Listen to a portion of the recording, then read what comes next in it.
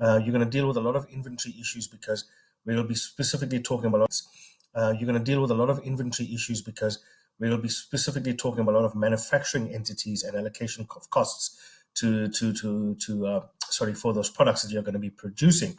So this topic of inventory is very, very important. Studies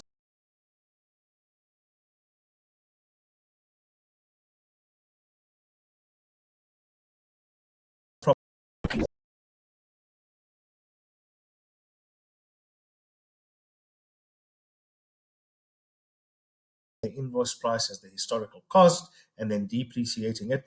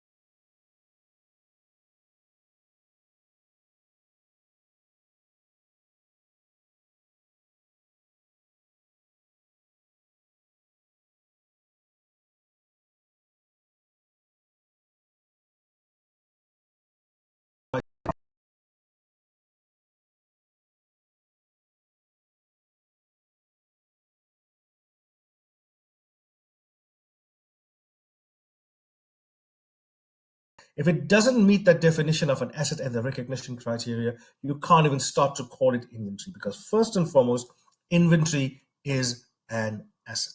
Is everybody happy with that explanation? Does everybody understand what I've just said? That inventory is an asset.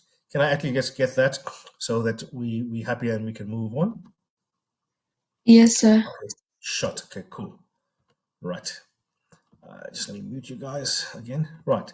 So let's move on from here. Right. Just close this off. Right. So let's look at the second part. Now, the second part is telling us here that inventory is an asset first and foremost, so an asset in terms of the framework. So we must go through the whole process of looking at the definition of a framework and the recognition criteria. We're happy with it. Then what is so unique about inventory? Think about, firstly, when we did property, plant, and equipment, what was unique about property, plant, and equipment? What was its use? Okay, so property, plant, and equipment was a non-current asset. It was going to give us an enduring benefit over a number of years. It was going to be used either in the production of something, or it's going to be used in this to generate sale income, or to be leased to someone, etc. So what is the purpose of inventory? First and foremost, it must be an asset, and we're all happy we understand what that means, an asset in terms of the framework. Cool.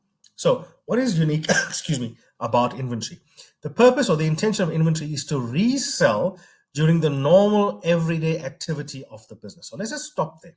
Okay, to resell during the normal everyday activity of the business. Now, this becomes very, very, very important. Okay, because what is your normal business activity? So, for example, if you're a car dealership, your everyday activity in your dealership is to buy and sell cars or to service cars, right? Provide a maintenance thing. Okay. If you're a furniture manufacturing entity, what is your business? Your business is manufacturing furniture. Okay.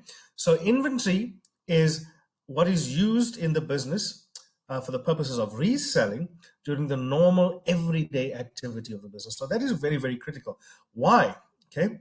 Why do we need to understand that? Because if you're looking at your statement of comprehensive income, cast your mind back to the presentation of financial statements. If you're looking at it, revenue, less cost of sales, gross profit, add other income. That means inventory forms part of our revenue. Revenue that stems from, or income that stems from, our normal trading business activities. Now, this is important because I think the next topic you're going to deal from here is revenue. So inventory falls within that category. So what is important is here, it is to be resold during your normal everyday business activity. Okay, is everybody clear with that? Okay, or the other part here says, right, fine, if I'm not buying and selling something, I'm going to use this inventory in the production of assets that are sold in the normal course of business. Okay, so it means if I'm manufacturing something, I will buy a raw material that I will convert and then sell that finished goods and earn income. So that is also types of inventory. So when I alluded to earlier on about managerial accounting, next year you're going to see, you're going to learn about inventory, you're going to learn about finished goods, you're going to learn about raw materials, you're going to learn about what is called work in progress. And all three categories make up inventory. Okay, so you get two types: inventory that you just buy, you add a markup and you sell, or inventory that you buy, you will put it through a conversion process, a process of manufacture. You will then develop or get another finished product, and then you'll sell that finished product, and that finished product brings you income. Both instances, you do this as part of your everyday activities, your core business function. Okay, so it is revenue, this income that streams from the sale of inventory or the use of inventory to sell a product makes up your revenue. It's your core business activity. Is everybody clear?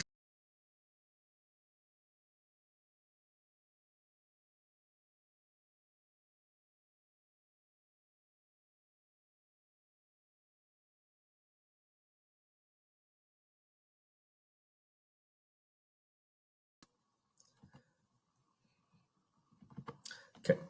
Can you guys see this?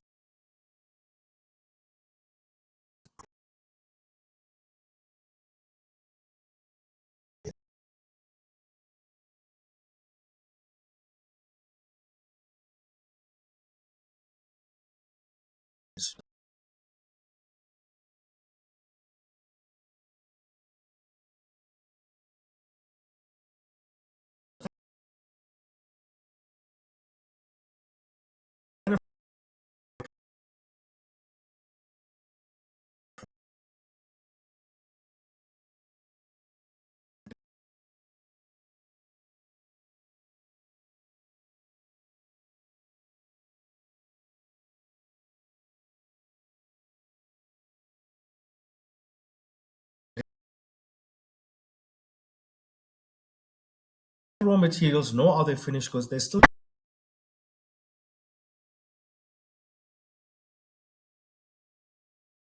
have goods, consumables used for the manufacturing of goods. So, for example, let's assume that you are making a desk. You will use things like screws, nails, glue, paint, for example. All right, those are consumables that are used in manufacturing the finished services. If I'm just renovating a bathroom here now at my place for my daughter's room, and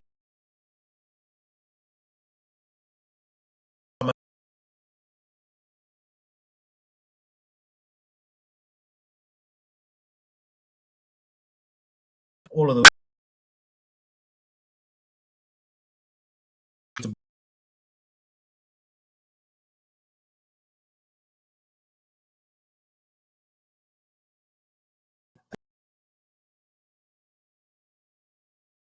is not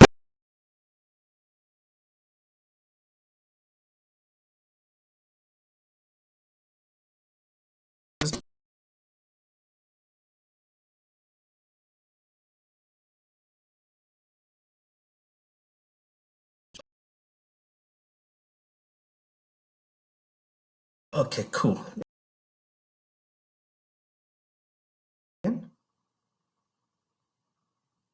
Yes, sir. Yes, sir. Yes, sir. Right, so, yeah, that's perfect. Yes. Do you have a question? Let's see. Question? No. All right. Cool. Right. Let's move on. Sorry about that. Right. So now, how do we recognize inventory? Inventory must first meet the definition, right? Must meet the inventory definition, must meet the asset definition, must meet the asset recognition criteria. So what we're saying is when we're looking at inventory an asset, it must meet the recognition criteria of an asset. It must be inventory as defined, meaning it's got to be used, right, to be resold or used in the production of assets, right? So here again now, I'm going to try and flip between the two things here. I'm just going to try and get this textbook again so you can just see. Right, let's just see. You guys can all view the textbook now? Yes, sir. Okay, cool. Right. Sorry, just bear with me. Right. So here we're saying now, if you're looking at this definition, we're saying, right, inventory is a present economic resource controlled by the business due to a past event, and the business has the right to sell the inventory or receive payment from the customer, right? And the unsold inventory meets the definition of an asset, right? So what are the recognition criteria? We're saying here, right, before we recognize an item as an asset or liability, the item also has to satisfy the recognition criteria, okay? So what were the recognition criteria? Right, we're saying there must be a probability of an inflow of benefits to the business, and the costs must be reliably measured. Okay, so that is what you also have to prove, that by using this inventory or selling this inventory or making it a consumable stores in the production of a good or in providing a service, it's going to be resulting in a probable inflow of cash resources to the business. And then aligned to that, you can also reliably measure the cost of this inventory. All right. So it goes back to what we learned in terms of the framework. Okay. That we learned in terms of the framework. Okay. So is everybody happy with that explanation about how we go about looking at what an inventory is? It's a definition, the inventory definition. First and foremost, the definition of an asset. Asset, and then the recognition criteria. And inventory is specifically used to resell or to be used in the process of manufacture. Is everybody happy with that distinction, how it differs from a pure asset? Yes? Cool. Yes, Right. sir. Right. Cool. Thank you, guys. Okay. So now there's another little example here. I'm just going to try and just find it, and I'm going to go back. I'm going to just go back to the slide here. I'll come back to the slide. Now, I'm sorry. I'm just going to switch again. Right. Okay. Sorry about this. Right. Can everybody see the PowerPoint slides? Yes. Yes. Okay. So this is the point now I want to raise with you.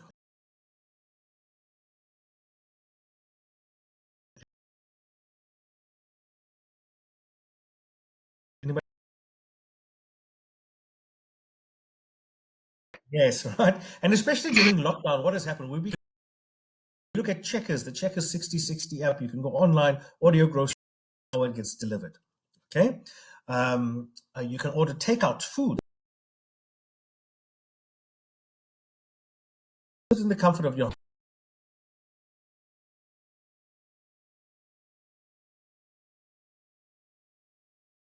process, and something's going to be delivered to your house.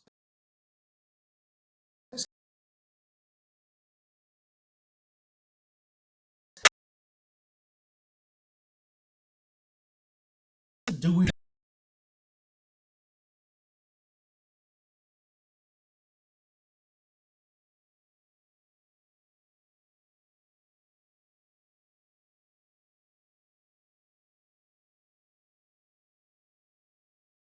return it?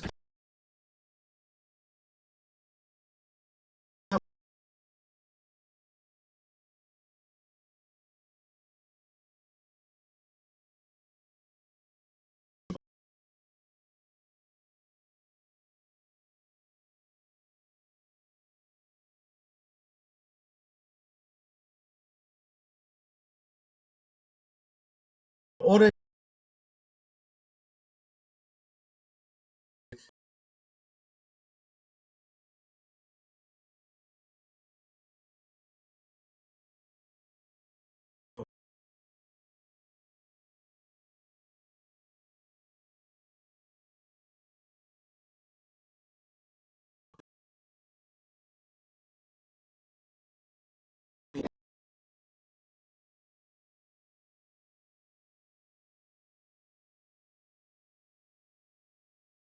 that. So what about the 7-day? What about the return period?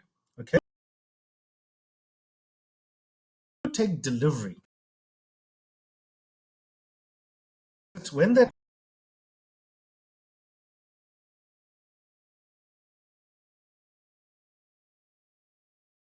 quite correct.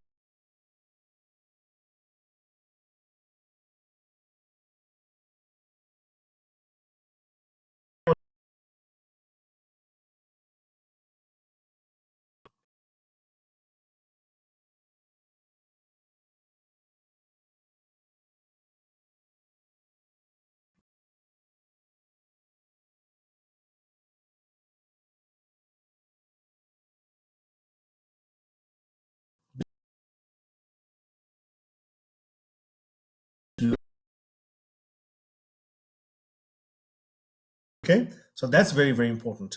All right. So if you go onto Facebook, ladies and gentlemen, sometimes if you go onto Facebook Marketplace, you try and buy something, people will offer things for sale and say, listen, okay, I'm selling an old jungle gym for my kids.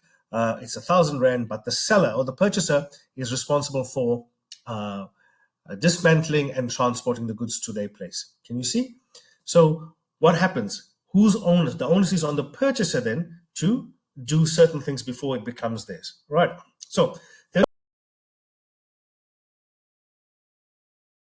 on board, whether we have a shipping point or destination. Basically, this tells us when you're to you, when do the risk and rewards pass? Let me switch this on. So the first one is free on board shipping point.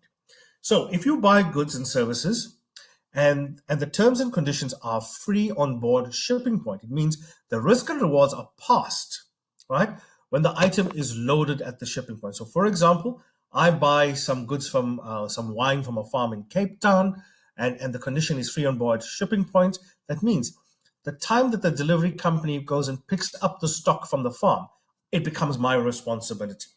Okay. Then you have something else called free on board destination point. So this makes sense. This is what we were talking about earlier. Normally, when you receive the goods at your point of destination or where you need the goods, then only do the risk and rewards of ownership transfer. So free on board destination point says The risk and rewards of ownership are passed when the item arrives at this destination. So normally if you're ordering food or clothes online, when it reaches you at your home or whatever address you put on those details, then only do the risk and rewards of ownership pass. Okay, so now why is this important? This is important because, like we talked about with property, plant, and equipment, the date on which you take control and that asset becomes available for use at that date, assuming, is the date on which you start to depreciate. Okay, so therefore, to understand when you take control makes it important because that is the date on which you recognize those assets in your books. Okay, and it makes a very, very important point because sometimes you can place an order at year end. So for example, if you have a 31st December year end, you order goods on the 27th of December, okay, and the goods only get delivered in January of the following year, then you don't recognize the goods because you haven't received it. However, if the terms were free on board shipping point and you order the goods on 27th of December, but they get delivered on the, say, 2nd of January. But the terms are free on board shipping point, and the goods were picked up on the 28th. That means for that financial year ended 31st December, you must account for those goods in your books. Now, it's important because inventory has the impact of reducing your profits, inventory on hand, right? So this is very, very critical for us to understand, ladies and gentlemen, these two things on called free on board shipping point and free on board destination point.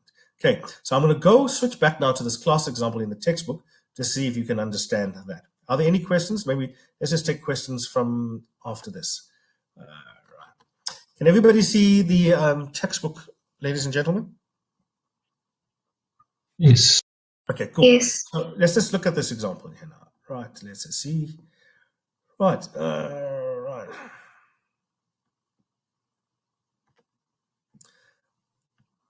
Okay, so we'll be looking at this example, and I'll just read this out quickly. Looking at when shall we recognize an asset. It says that Judy was working with staff one morning when her accountant phoned and asked, Judy, I'm preparing a list of business assets sold on 31st July, right? That's probably the financial year. What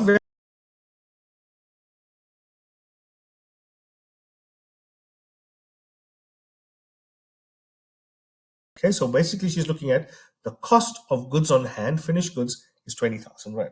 Okay, then the accountant asks, Judy, are you sure that 20,000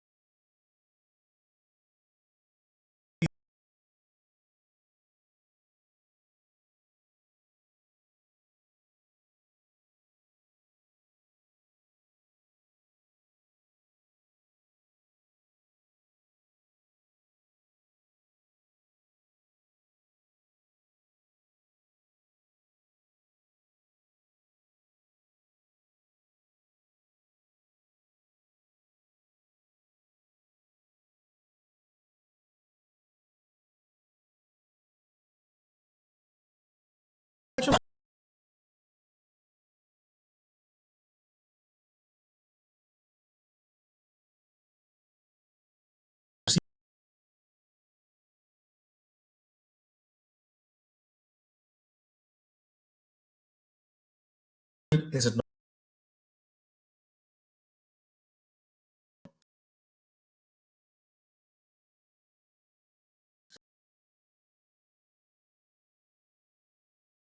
Let's look at this.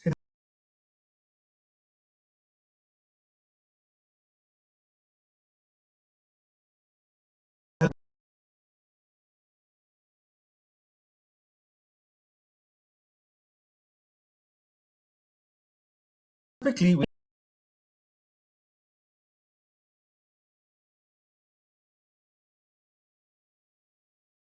we on board shipping point. What does this mean? It means the risk and rewards of ownership passes from the seller to the buyer once the goods reach the shipping point. Okay, this means the control of the bags is transferred from the moment the inventory is loaded. Okay, so as such now, when Judy's accountant is basically, sorry, I'm just trying to get this right here.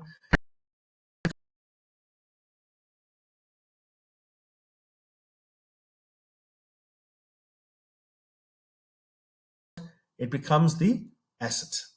Okay? Everybody understands that?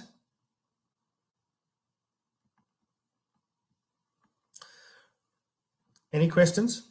So from the point on 1 July, when the Italian guys loaded the stuff on the in that ship, it becomes the risk of Judy.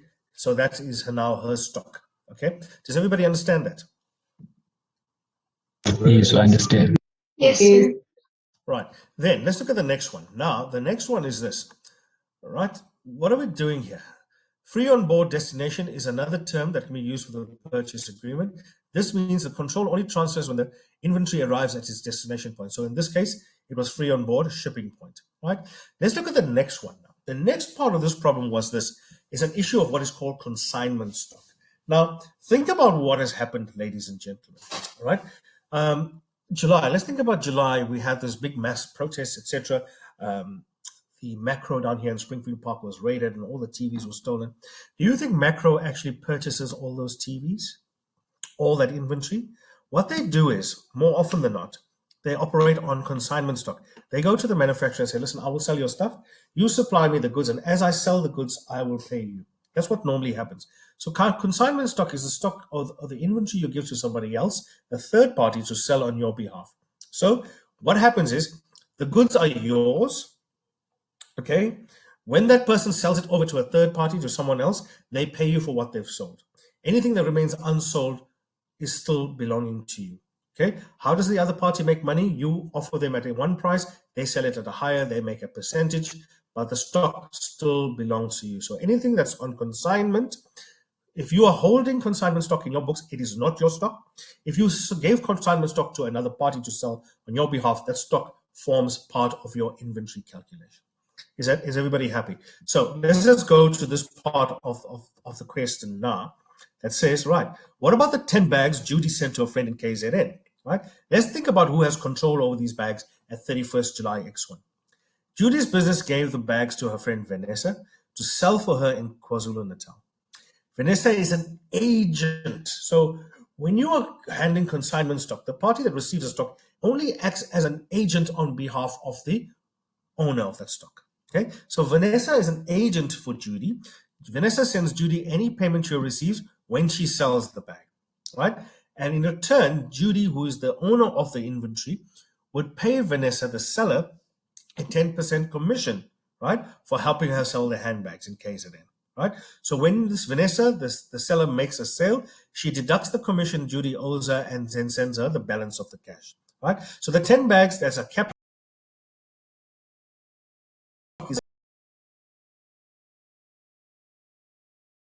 business. Therefore, in this case, Judy retains control over that inventory.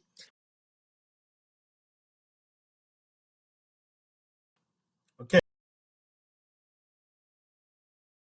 It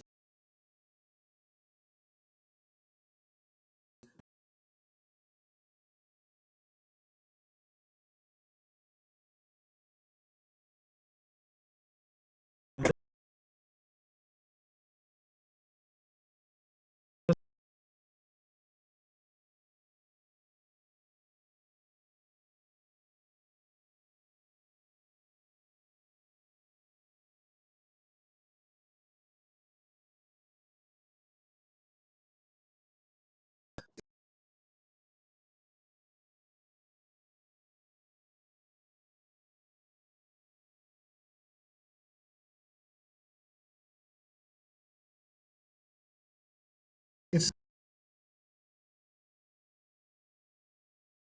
it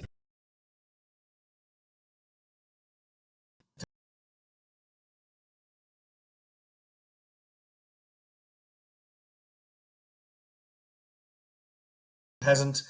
Yeah, what is the purpose of the agent? The agent is acting on behalf of the owner to sell. It's definitely still the stock of the person that is.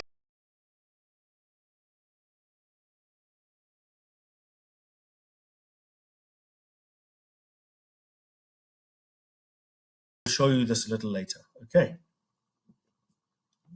Okay, let's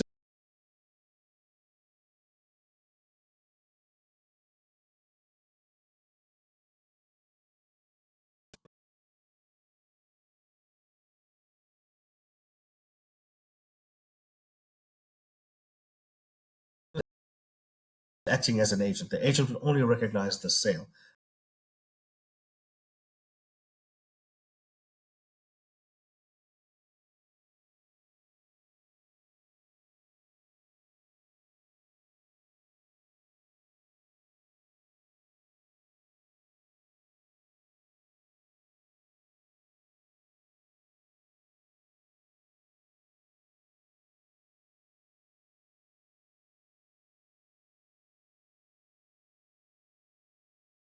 The commission income. Okay. Caitlin, does that answer your question? Right. Now, what is important here for me, ladies and gentlemen, is this. Like what we said with property, plant, and equipment, whereby we started with the invoice price and we looked at all the other direct costs that were necessarily incurred to bring that asset to its current location, as intended by management, were then capitalized. Okay. So likewise, it's important for us to get this right with inventory. Now, understand this. Your profit, because you have income from the sale less your cost of inventory reduces your profit. Okay, if you get the cost of the inventory incorrect, it has an impact on your profit, which also has an impact on your taxes. For example, if you underestimate your costs, okay, which means if you're using a method of selling, adding a markup to the goods and selling, then you're under recovering costs, right? If you basically under recover your costs or you under record your costs, that means you're making a higher profit. And although profits are good, but it means you're paying higher taxes. All right. So getting the inventory at the correct value which ensure that the correct profits are made and the correct taxes are paid, that you're not overpaying your taxes. Okay. So it's important to get these things right. So it has a knock-on effect on everything. Okay, so let's look at the cost of inventory. What does the cost of inventory include? It includes the purchase price. It includes conversion costs and other costs to bring the inventory to a place and condition where it can be sold. Very similar to, ladies and gentlemen, of what we did with PP&E. Okay, excuse me. So I'm just going to leave it there. Apologies. Okay, so the cost of inventory includes purchase price, conversion costs, and other costs necessary to bring it to a place and condition where it can be sold, which means things like transport costs. Okay, so that is very, very, very important. Now let's just see if I can go to this example here in the textbook. All right, let's just share that. Okay, I'm closing this off. Sorry about all the back and forth today. Let's just find this example. All right.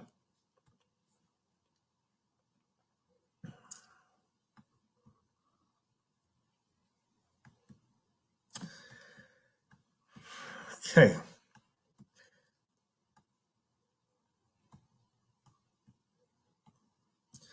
Okay, so if you're looking at these examples, ladies and gentlemen, it shows you how to calculate the cost.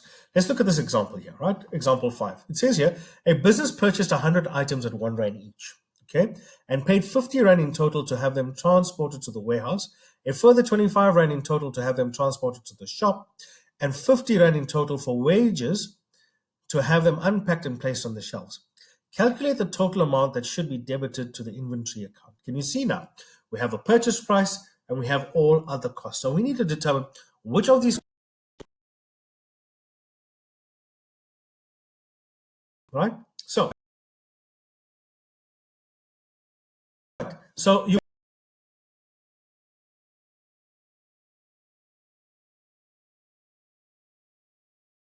warehouse, you run wages to be unpacked and then it's sold. Now, what is, you're right, the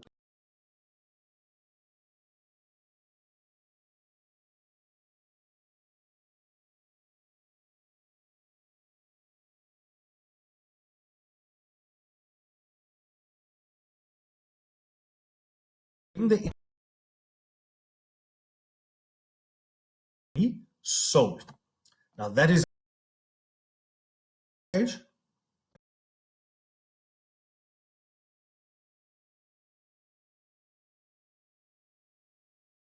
plus conversion.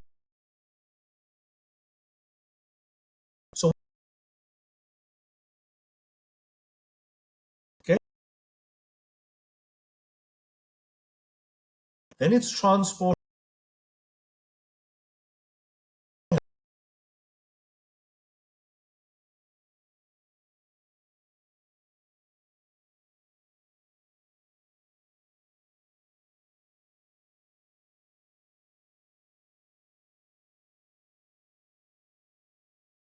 Therefore,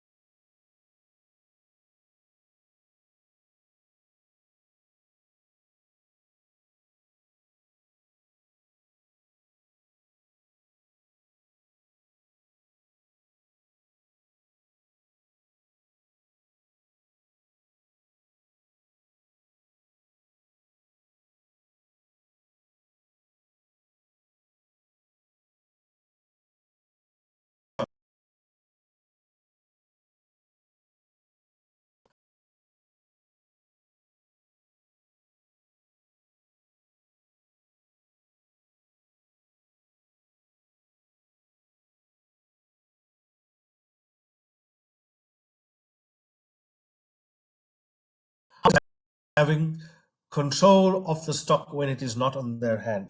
So here's the question. For example, let's take this, right?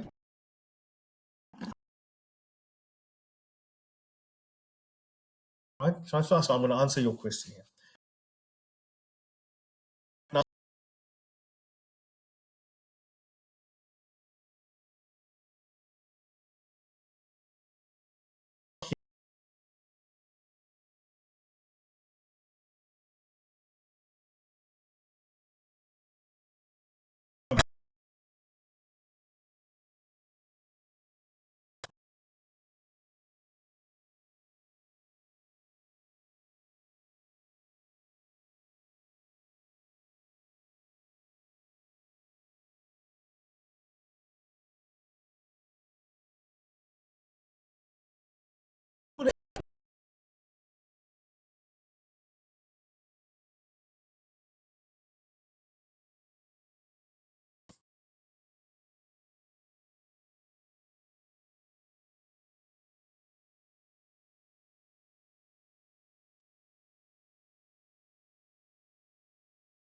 to buy life insurance, you don't go directly to Discovery or Old Mutual. You're actually transacting with the holding company. Do you understand?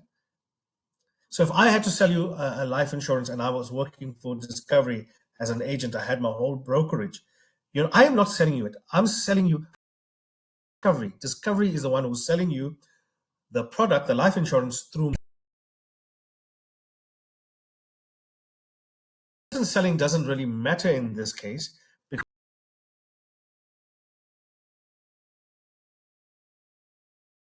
goods to Vanessa to sell. She gave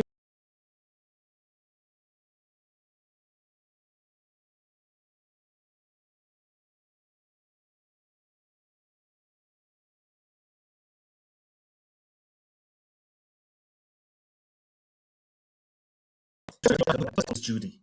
Okay, so you're just going to be mindful of that. Then the next question here from Yogeshni is, conversion cost is like things that are added to the asset or to make it a final product. Yes. So for example, if I had to buy timber to make a desk, so I would basically have to use machinery, equipment to cut it down to size, to drill it, to screw it together, to glue it together. So you have to use labor. So conversion cost will be the cost of the labor, the cost of the consumables, and other materials that I would use to make a raw material or a finished goods ready for sale. I can sometimes even buy a finished good, repackage it, and sell it. Let me give you an example.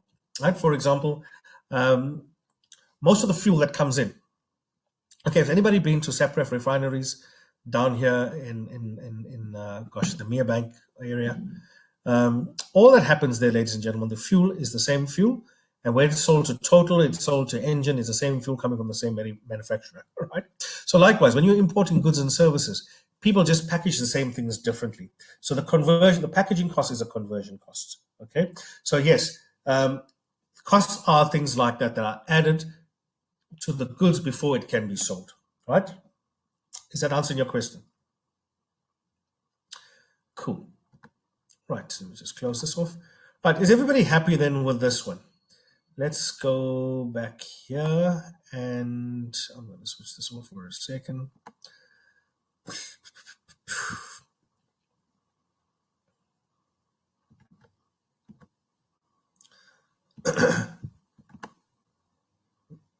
Okay, so are we back now with the PowerPoints, right? Okay, so let's just do this. Now, I want to talk about issue of discounts. Okay, are there any questions before we move on, ladies and gentlemen? No?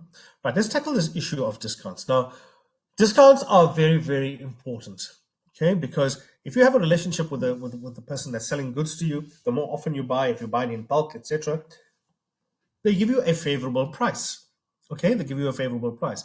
The issue here is how to account for discounts. So if I'm buying goods, if I'm buying inventory and I get a discount, how do I account for that discount? Now, one of the things you need to understand is this. Remember when we